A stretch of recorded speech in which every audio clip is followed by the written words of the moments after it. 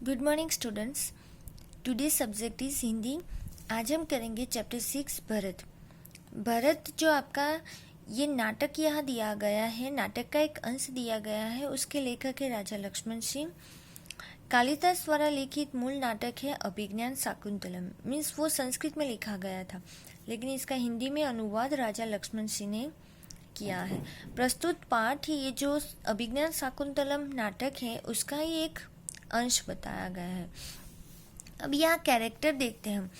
First है कि ऋषि कर्ण का एक आश्रम है, वहाँ शकुंतला रहती है। पहले मैं थोड़ी स्टोरी बता देती हूँ, फिर उसके अकॉर्डिंग जो आपकी ये नाटक का एक अंश बताया है वो हम समझेंगे।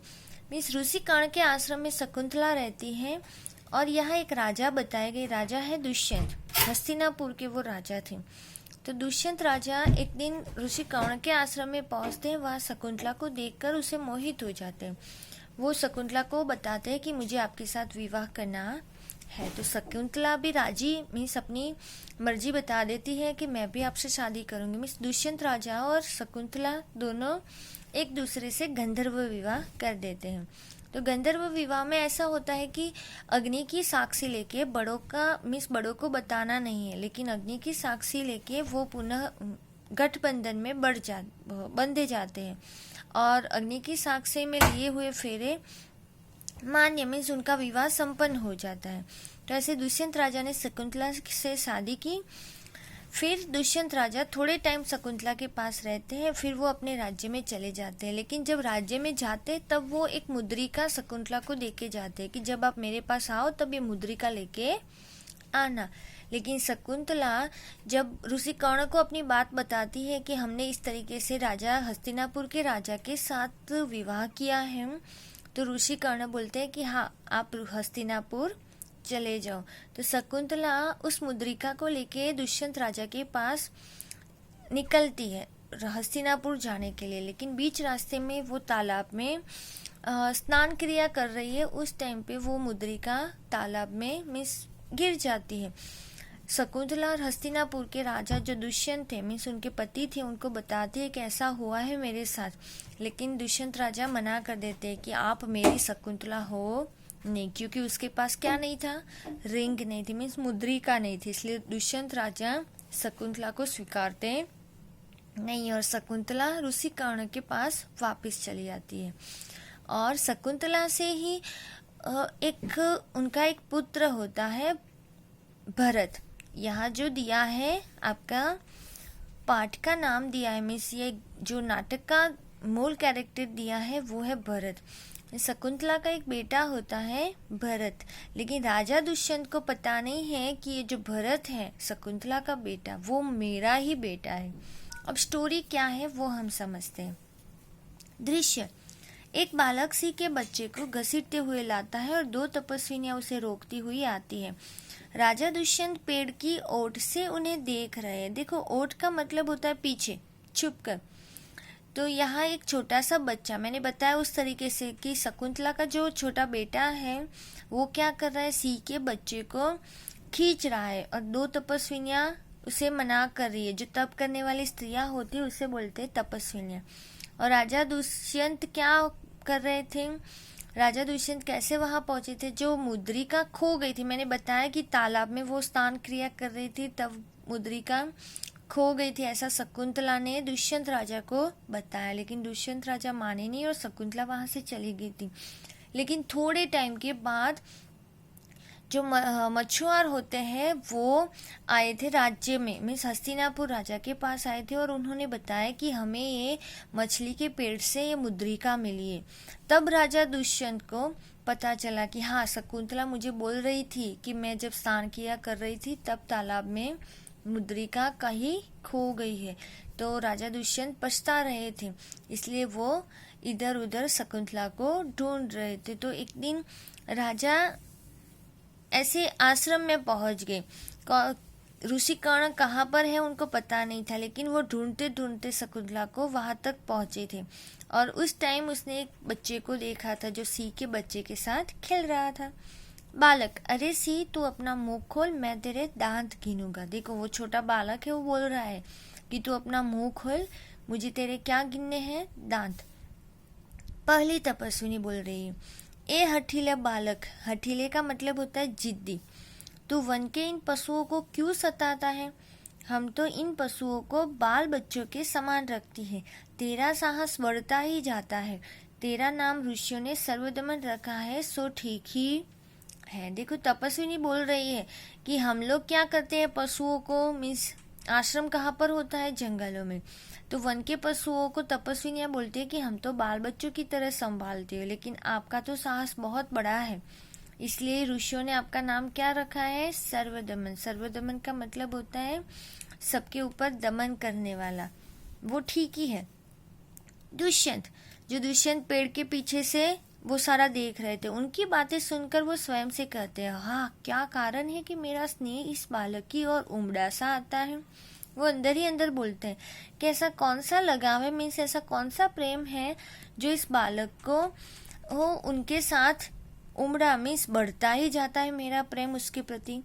दूसरी तपस्विनी, जो तू इस बच्चे को छोड़ न देगा तो सिंहनी तुझ पर दौड़ेगी। दूसरी तपस्विनी उसको बता रही है कि इस बच्चे को छोड़ दो, सिंह के बच्चे को, नहीं तो उसकी माँ सिंहनी आएगी तो आप पर दौड़ेगी। बालक मुस्कुराकर, ठीक है, सिंहनी का मुझे ऐसा ही डर है। वो अंदर ही अंदर ऐसे मुंह चिढ़ा के बोल रहा है कि हाँ हाँ आने दो, भले मुझ पर दौड़े, मुझे ऐसा ही डर लगता है। दुष्यंत आश्चर्य से, यह बालक अवश्य किसी तेजस्वी वीर का पुत्र है, इसका मुख अग्नि के समान दमक रहा है।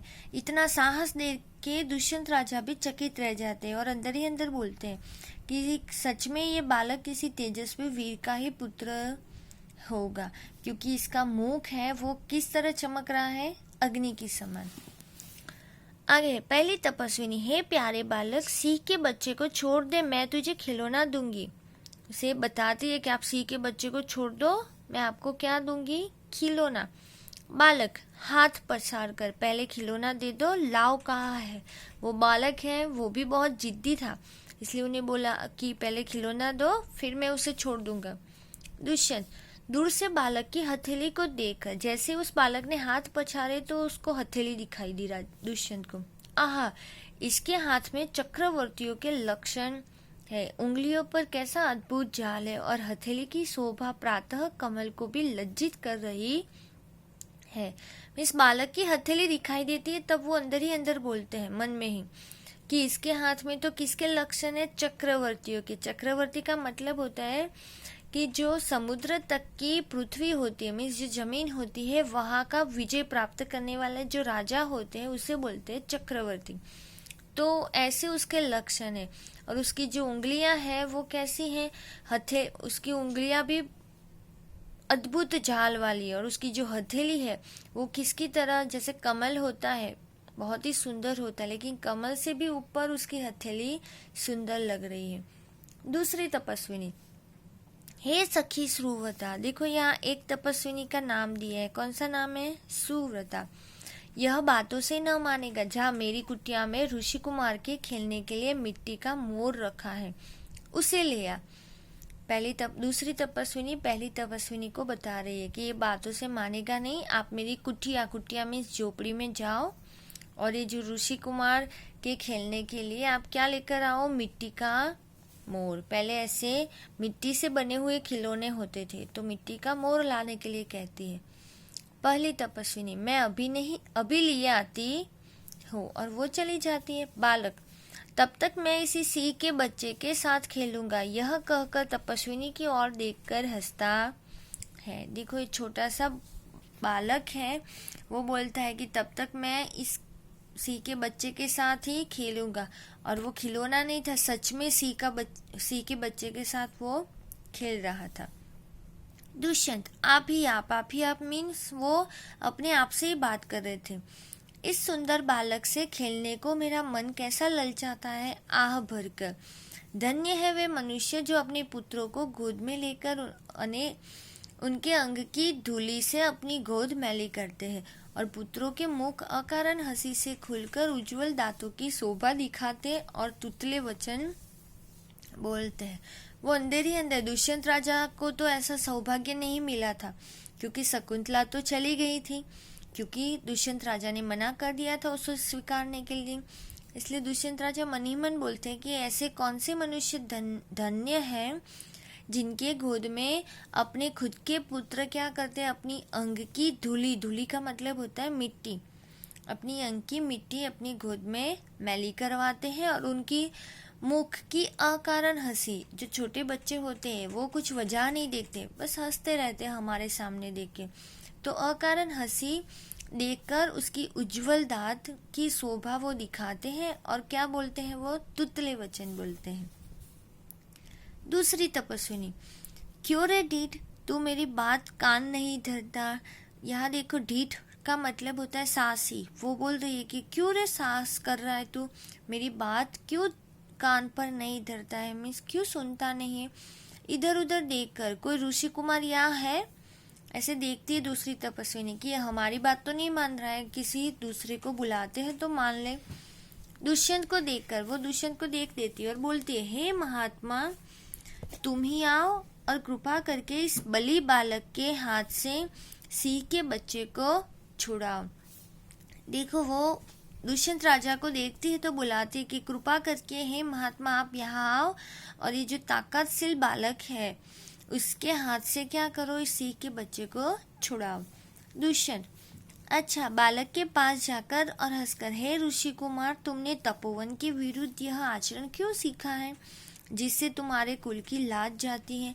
यह तो कोई अच्छी बात नहीं। बच्चे ने सिंह के बच्चे को छोड़ दिया। देखो, जैसे दुष्यंत राजा ने पास आके हंस के बोला कि हे ऋषि कुमार, क्या बताया उस बच्चे को?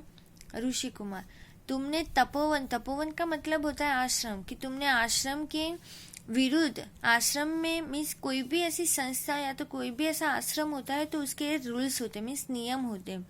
तो तपोवन के विरुद्ध आपने ऐसा आचरण, आचरण का मतलब होता है व्यवहार, क्यों आपने ऐसा व्यवहार सीखा है जिससे तुम्हारे कुल की लाज जाए? आप व्यवहार के हिसाब से, आचरण के हिसाब से कार्य नहीं करोगे तो आपके कुल का दिखाई देगा कि ये इस कुल का बच्चा है जो उस तरीके से जीता है।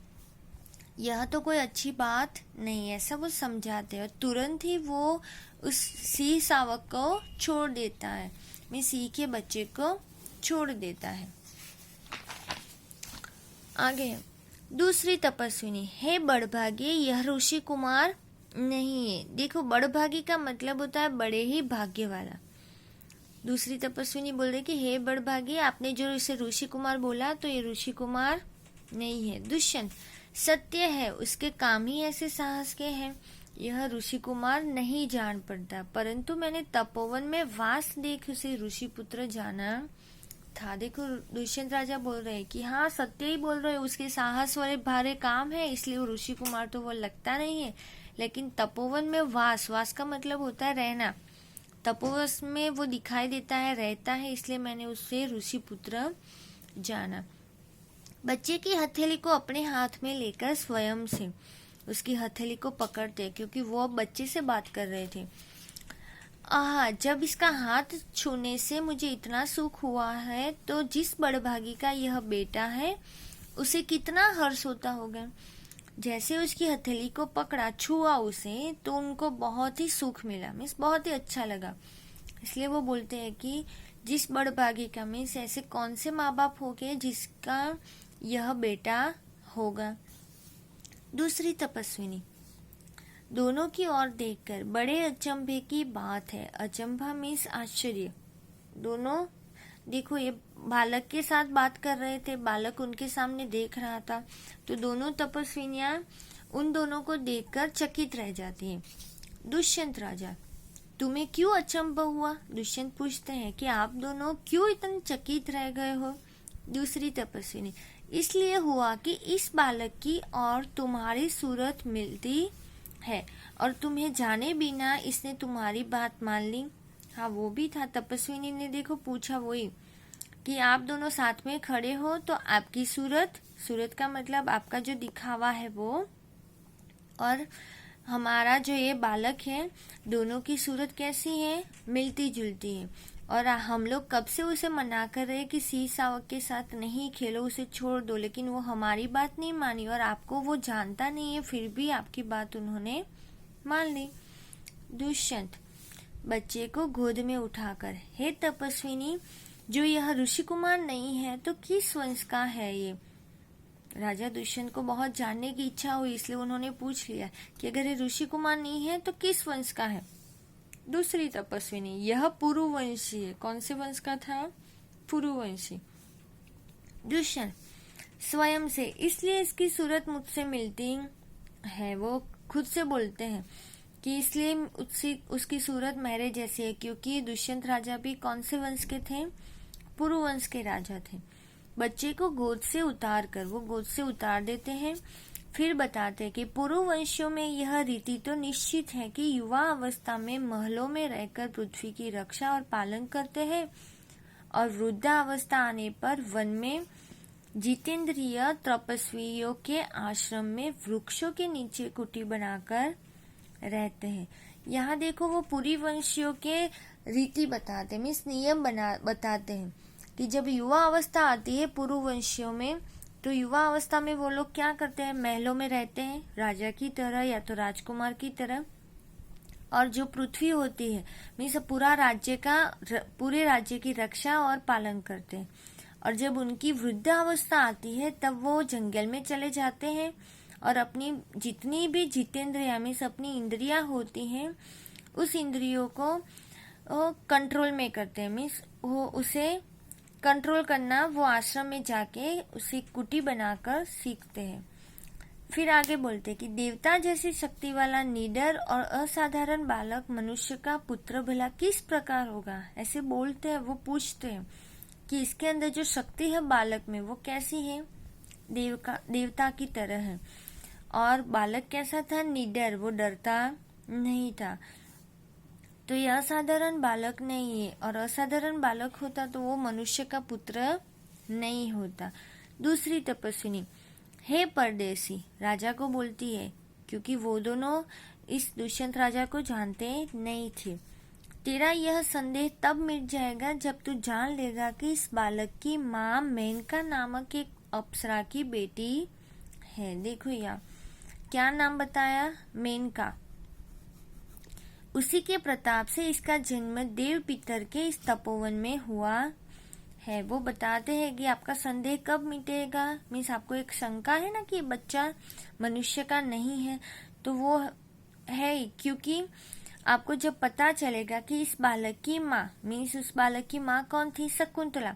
और शकुंतला की जो माँ है मेनका, वो मेनका क्या थी? एक अप्सरा। तो वो अप्सरा की बेटी हुई शकुंतला, और शकुंतला का बेटा कौन है? भरत।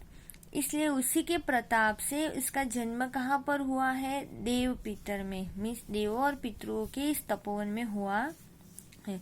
दुष्यंत राजा मन में, यह तो बड़े आनंद की बात सुनाई, इससे कुछ और आशा बढ़ी। वो अंदर ही अंदर सोच रहे कि आपने तो बहुत ही आनंद वाली बात बताई।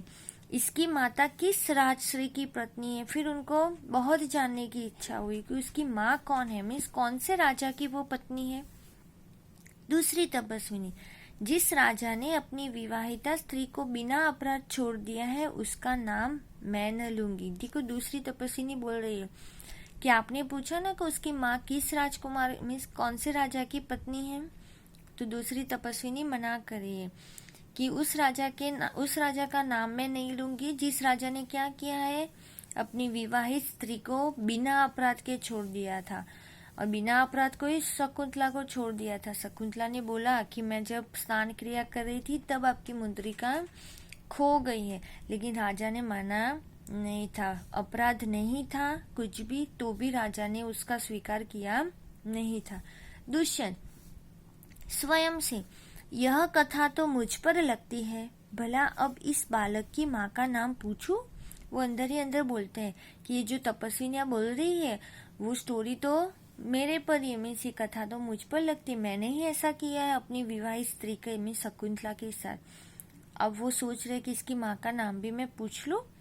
पहली तपस्विनी मिट्टी का मोर लेकर आई। देखो आगे बताया ना कि वो मिट्टी का मोर लेने के लिए कुटिया में भेजा था, तो पहली तपस्विनी मिट्टी का मोर लेकर आती है। पहली तपस्विनी, हे सर्वदमन, यह शकुंत लावण्य देख। देखो, शकुंत लावण्य का मतलब होता है मिट्टी के मोर का सौंदर्य देखना। तो इसलिए आके ही वो बोल रही है कि आप इस शकुंत लावण्य को देखो। बालक बड़े चाव से देखकर, चाव का मतलब होता है प्रेम से, बड़े प्रेम से देखता है और पूछता है। तपस्वी ने बोला है शकुंत लावण्य, लेकिन वो बच्चा ऐसे बोलता है, कहाँ है शकुंतला? उसे शकुंत लावण्य नहीं सुनाई दिया, सिर्फ शकुंत सुनाई दिया। तो उसने पूछा, कहाँ है शकुंतला मेरी माता? दूसरी तपस्विनी हंसती हुई, यहाँ तेरी माता नहीं है, तुम इस नाम से धोखा खा गए सर्वदमन। मैंने तो कहा था मिट्टी के मोर को देख। देखो, फिर वो बताती कि यहाँ आपकी माता नहीं है, मैंने तो क्या बोला, मिट्टी के मोर को देखने के लिए। मिट्टी का मोर का जो सौंदर्य होता है उसे क्या बोलते हैं? शकुंत लावण्य। दुष्यंत स्वयं से, इसकी माँ मेरी ही प्यारी शकुंतला है या इस नाम की कोई दूसरी स्त्री है? यह वृतांत मुझे ऐसे व्याकुल करता है जैसे मृग तृष्णा प्यासे हिरण को व्याकुल करती है। यहाँ देखो, दुष्यंत राजा अपने आप ही सोचते हैं शकुंतला सुन के कि ये मेरी ही प्यारी शकुंतला है कि ऐसे नाम की कोई दूसरी स्त्री भी है। ये तपस्विनी से वर्णन सुन के मुझे बहुत ही व्याकुलता हो रही है कि शकुंतला कौन है। बालक खुश होकर, मुझे यह मोर बहुत अच्छा लगता है, खिलौना ले लेता है। पहली तपस्विनी घबरा कर, ओह, बालक की बाह से रक्षाबंधन कहाँ गया? वो डर जाती है, घबरा जाती है और बोलती है कि बालक की जो हाथ में बंधी हुई रक्षाबंधन थी वो कहाँ गई? दुष्यंत, घबराओ मत, जब नाहर से खेल रहा था तब इसके हाथ से गिर गया था, सो वह पड़ा है, मैं उठाकर तुम्हें देता हूँ। देखो, नाहर का मतलब होता है जब वो सी सावक के साथ खेल रहा था, मैं शेर के साथ खेल रहा था, तब उसके हाथ से वो रक्षाबंधन गिर गया था, सो वहां पड़ा है, तो मैं लेके आपको देता हूँ। उठाने के लिए झुकता है। पहली तपस्विनी, अरे अरे मत उठाओ, इसे मत छूना, मना कर देती है कि आप उस रक्षाबंधन के धागे को उठाओ नहीं। दूसरी तपस्विनी, ओह, इसने तो उठा ही लिया। वो मना कर रहे थे लेकिन राजा दुष्यंत ने उठा लिया। दोनों एक दूसरे को आश्चर्य से देखते हैं, चकित रह जाती है। दुष्यंत, यह लो, परंतु यह कहो कि तुमने मुझे इसको उठाने से रोका क्यों था? दुष्यंत राजा पूछते हैं कि ये लो रक्षाबंधन का धागा, लेकिन मुझे पहले ये बताओ कि आपने इसे मुझे रोका क्यों उठाने के लिए? दूसरी तपस्विनी, इस रक्षाबंधन का नाम क्या है? अपराजित। देखो, जो रक्षाबंधन का धागा बांधा था उसका नाम है अपराजित। फिर बताते कि जिस समय इस बालक का नामकरण हुआ था तब महात्मा मरीचि के पुत्र कश्यप ने यह धागा दिया था। पहले जमाने में ब्राह्मण के द्वारा महात्माओं के द्वारा बच्चों का नामकरण होता था, तो ऐसे ही इस बालक का नामकरण करवाया था। तब कौन आए थे? महात्मा मरीचि के पुत्र कश्यप, और कश्यप ने धागा दिया था, से रक्षाबंधन का धागा दिया था और उसका नाम था अपराजित।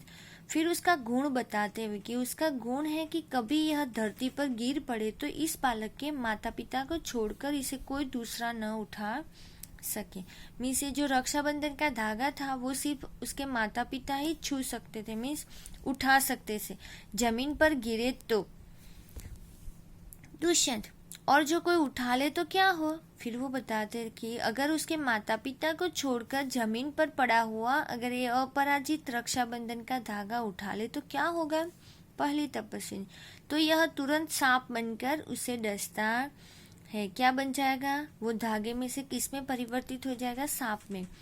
दुष्यंत, तुमने कभी ऐसा होते देखा है? पहली तपस्विनी, अनेक बार। वो पहली तपस्विनी बोलती कि बहुत बार हमने ऐसा देखा है।